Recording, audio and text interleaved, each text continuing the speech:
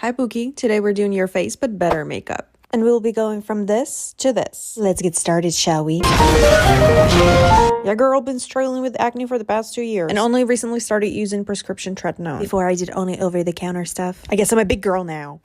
Anyways, as you can see, tretinoin been definitely tretinoin. But it's alright, we just gotta wait. It's supposed to get better. I'm going to start by covering the spot. I'll be using NARS Ready Creamy Concealer and flat, dense, fluffy brush. I'm picking a little bit of a product with the brush and starting to gently tap it on my spots. I prefer spot concealing over foundation. I think it looks less cakey, more natural, and not as heavy on your skin. When it comes to covering the spots, I prefer to use brush over fingers or beauty blender. That way I get the most coverage with less product. Jeez Louise, so serious? I feel like we're doing rocket science here. After I'm done making my skin tone more even, I'm going to add some definition. And for that, I'll be using contour. Yeah. I'm picking up some product with a brush from a contour stick and start tapping it on your cheekbones. No dragging the brush around. Tapping motions. This way we keep the concealer that we applied earlier in place.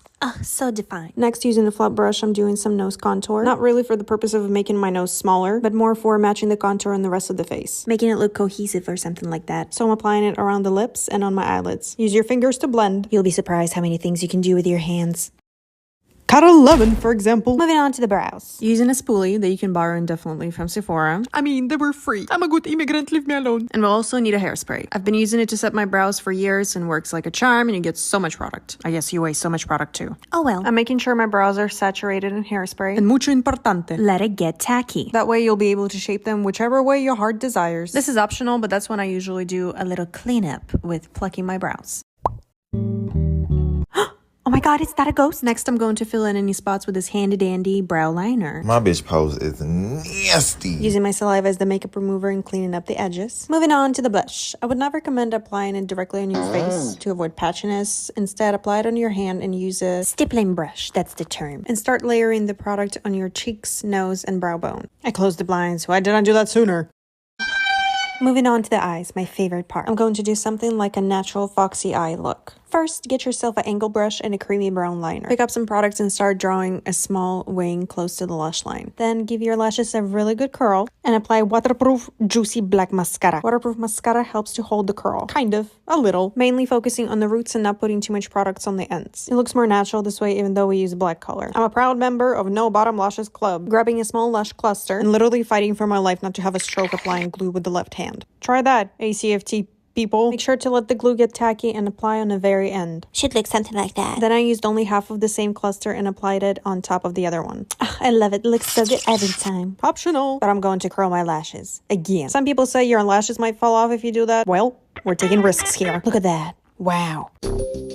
Every time after curling my lashes, you can kind of see my upper lid, so I'm using black liner to fill that in. Big difference. Now it's concealer time. Again, but this time under my eyes. The whole goal is to visually lift my eye, which kind of worked. This concealer is probably one of the best ones that I've tried so far to cover something. Sneaky business. Blending it with your finger also warms up the product. Okay, so I've been overlining my lips since like the age of 12 because they're pretty thin and I always felt insecure about it. I also got bullied for that, but I also learned how to pout them as my resting face. Like it became such a habit that I do that all the time. This is my actual resting face.